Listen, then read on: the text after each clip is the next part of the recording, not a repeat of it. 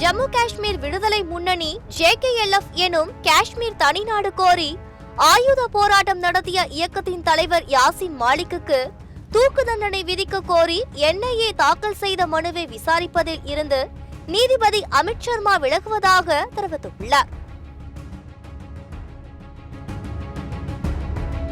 கோணம் 1.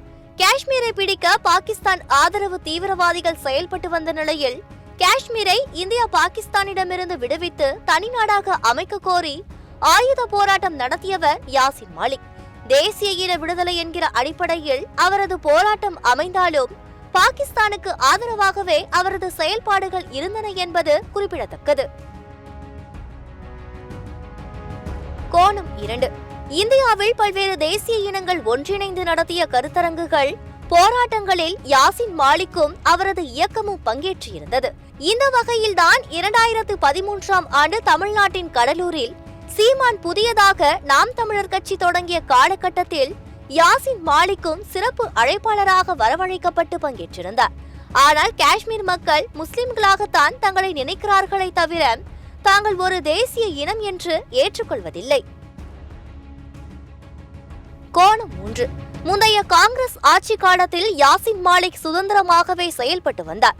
பொதுவெளியில் பேட்டிகளும் அளிப்பார். பிரிவினை கோருவதே தேச விரோதம் என அறிவிக்கப்பட்டுள்ள நிலையில் சிவில் இயக்கமாக கூட காஷ்மீர் பிரிவினையை கோராமல் ஆயுத போராட்டத்தையும் அவர் கையில் எடுத்ததால் சிக்கல்கள் ஏற்பட்டன. கோணம் 4. தீவிரவாதிகளுக்கு யாசின் மாலிக் ஆயுதங்களை வழங்கியதை பாகிஸ்தான் ஆதரவு தீவிரவாதிகளும் அதனை எளிதாக பெற்று இந்திய ராணுவத்தை தாக்கி வந்ததும் நிகழ்ந்தது.